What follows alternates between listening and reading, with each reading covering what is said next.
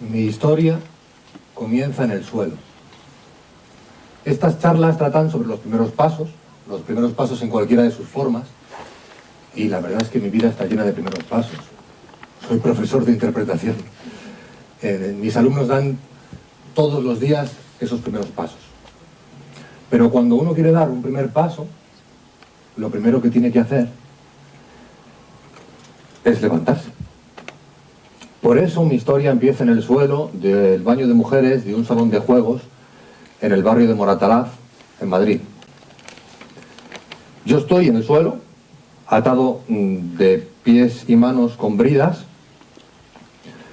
Enfrente, en el baño de hombres, hay un polaco enorme con un tatuaje de una araña en el cuello y un señor mayor, jugador, con un anillo muy grande en el dedo. Son clientes, están atados de pies y manos como yo. Están atracando el local. Tengo 28 años y de fondo suena en un móvil Zapatillas, del Canto del Loco. He pensado mucho si contarles esta historia. Ya volveré aquí. No estoy seguro de que lo que voy a contarles sea una idea nueva y original. Y se preguntarán ustedes, entonces, ¿qué hacen aquí escuchándome? Pues les prometo que yo pienso exactamente lo mismo. Pero la respuesta que puedo darles ahora es la misma que me he dado durante muchos años. Y es comunicar. Entrar en contacto con mis semejantes, o sea, ustedes, para compartir una sola y simple idea. Se ha estado haciendo durante miles de años. Mucho antes de que existieran los focos, los cines Kinépolis, el Sálvame. El ser humano se reunía alrededor del fuego y se contaban historias, fingiendo que sucedían en ese mismo momento. Y así era. El orador narraba, por ejemplo, una cacería, y si lo hacía bien, los demás la veían en el interior de sus cabezas.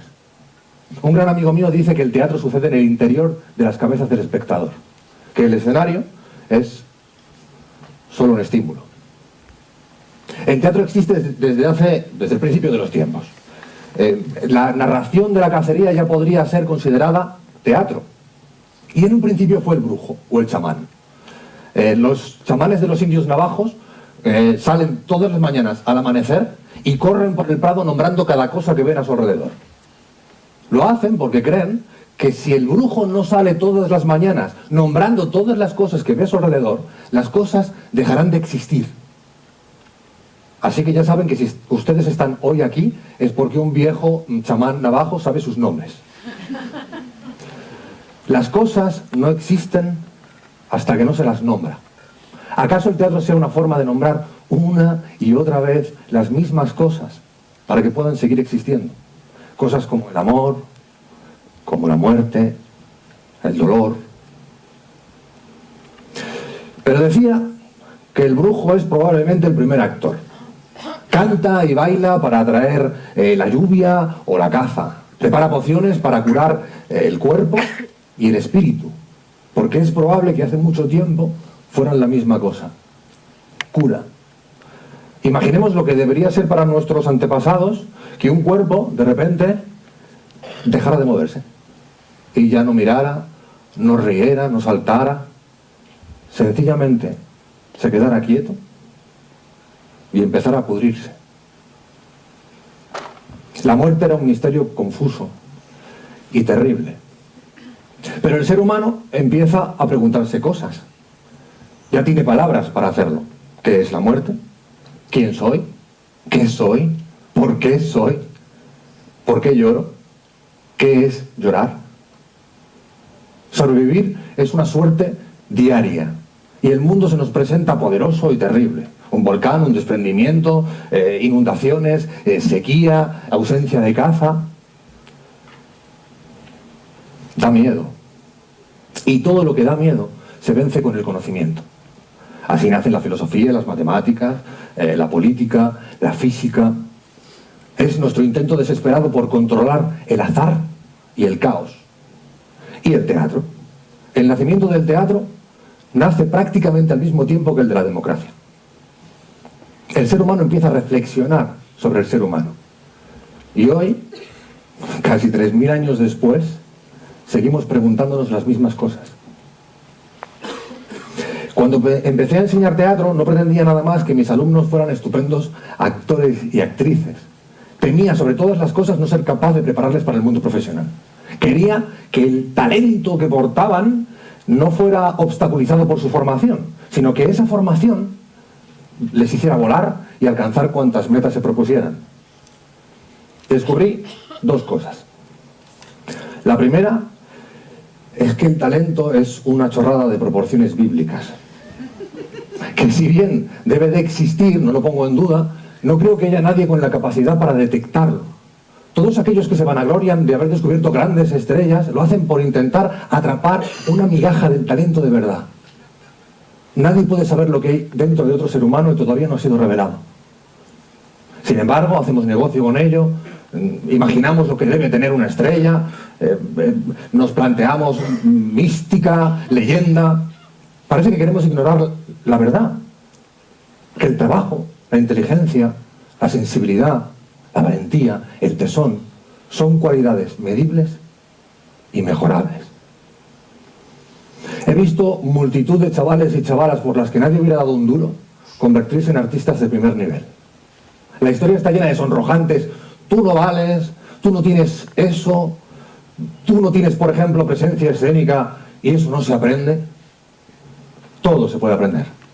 Todo. Puede costar más o menos esfuerzo, puede ser más o menos fácil, pero se puede aprender. Preocuparse por el talento es, con todo lo que hay que mejorar de uno mismo, es como preocuparse por si va a llover. No es algo que puedas controlar. Y de nuevo entra el brujo en escena a intentar controlar el azar y el caos. La segunda cosa que aprendí es que todo tiene un efecto más allá de sí mismo. Me explico. Yo quería que mis alumnos aprendieran a interpretar, a ser actores y actrices. Quería ser un profesor respetado, exigente, meterles en la cabeza la importancia de la disciplina en nuestro arte. Quería trasladarles la importancia del escenario, el respeto a las tablas. Y yo tenía que transmitirlo. Por supuesto, todo esto es importante, por supuesto, pero no es lo único. Para enseñar, también hay que escuchar y sobre todo comprender. No se puede enseñar a quien no se comprende. A veces ves a alguien que piensas que no puede ser actor o actriz, dichoso talento, y te das cuenta de que guarda en el pasado algo que le bloquea. Si descubres qué es y le ayudas a desbloquearlo, puede pasar lo impensable. Yo tenía una alumna que siempre que interpretaba estaba triste, siempre. Daba igual el personaje que interpretara. El resultado es que los monólogos o escenas que hacía eran aburridos, faltos de energía, faltos de ritmo. Yo le intentaba enseñar todo lo que es la técnica: protagonista, antagonista, deseo, razones, intenciones, subtexto. Nada. No tendría talento. Un día entra en mi despacho y me dice que tanto ella como yo sabemos que ella es carne de cañón.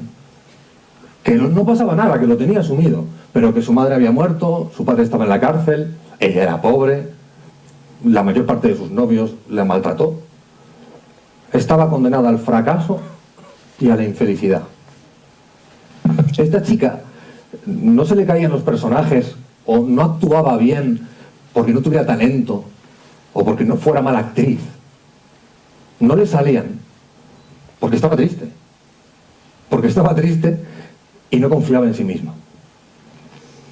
Durante 3 años trabajamos con tesón sobre el autoconocimiento, su autoconocimiento y la asunción de sí misma. Aprendió a respetarse y a amar lo que hacía. Y hoy es una actriz que admiro. Yo ya no sé lo que hace cuando interpreta, pero ese es quizá el mayor orgullo que tiene un profesor de interpretación: perder la pista de lo que hace tu alumno para hacerlo también. Decía al principio que todo tiene un efecto más allá de sí mismo. Al efecto al que me refiero es que mis alumnos, mientras aprendían a interpretar, aprendían también a conocerse a sí mismos. Asistí con cierto pasmo a sus historias de cambio. A veces ellos tenían emociones que no conseguían controlar y ahora, al conocer sus fuentes, eran capaces de canalizarlas y controlarlas. Aprendían que no todo es lo que parece, que debajo de conductas desagradables a veces hay un miedo profundo que hace que alejemos a las personas que amamos. Aprenden a no juzgar al personaje, que para eso están los jueces. Nosotros comprendemos los comportamientos para poder encarnarlos. Entienden que el arte y el buen teatro, en general, ayudan a generar criterio, y que el criterio está emparentado íntimamente con la libertad. Porque nadie es completamente libre si no consigue generar un criterio propio. Y ahora toca volver al salón de juegos, al baño del salón de juegos. Llevaba un año trabajando, dando cambio a los clientes que jugaban a las máquinas y ayudándoles a jugar a las máquinas. Estuve durante meses en un sitio donde, si lo hacía muy bien, lo máximo que podía conseguir era fabricar ludópatas.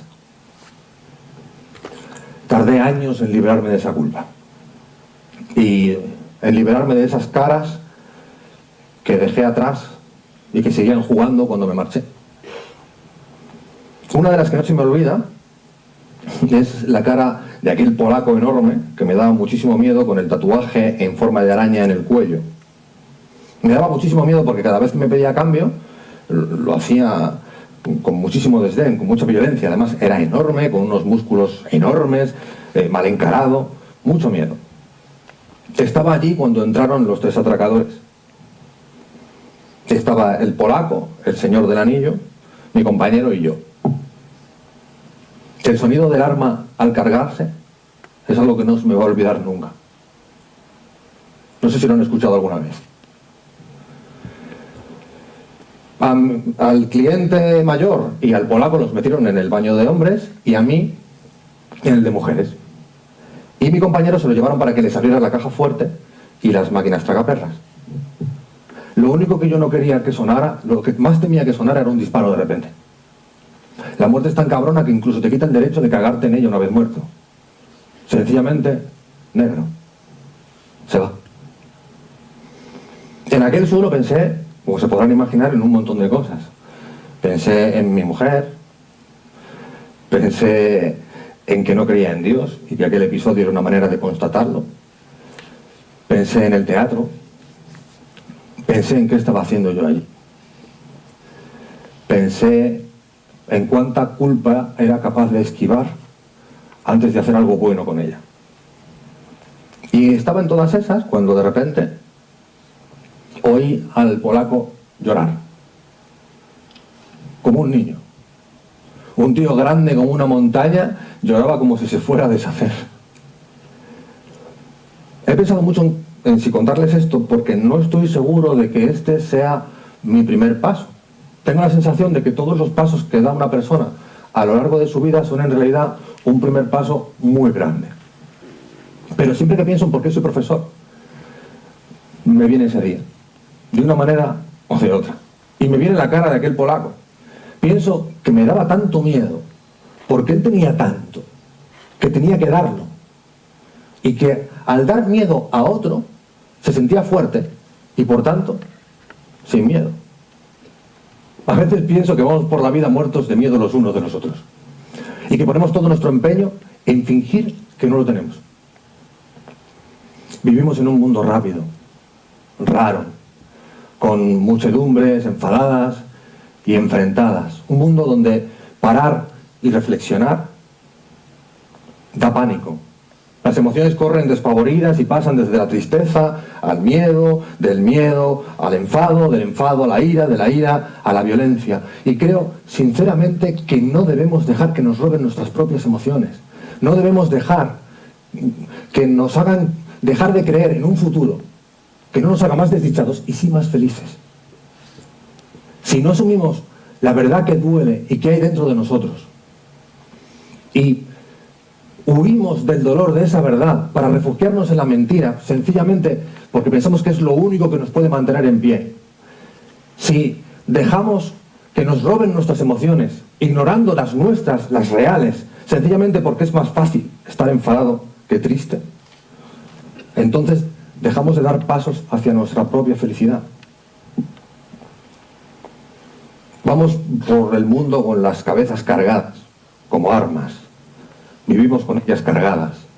Amamos con ellas cargadas. Tenemos hijos con ellas cargadas. Y a nuestro alrededor hay tanto miedo. Hay crisis climáticas, hay gente sin hogar, hay guerras, hay separaciones, hay tensiones políticas globales, tensiones políticas locales. En realidad nuestro mundo no es tan distinto del de nuestros antepasados. Sigue habiendo volcanes. El teatro en el que yo creo, y el que intento transmitir a mis alumnos, es un teatro que debería parar el mundo, para poder reflexionar.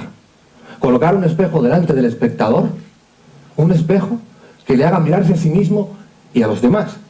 Un espejo que le haga conocerse a sí mismo y su entorno, conectándonos con la verdad de las cosas.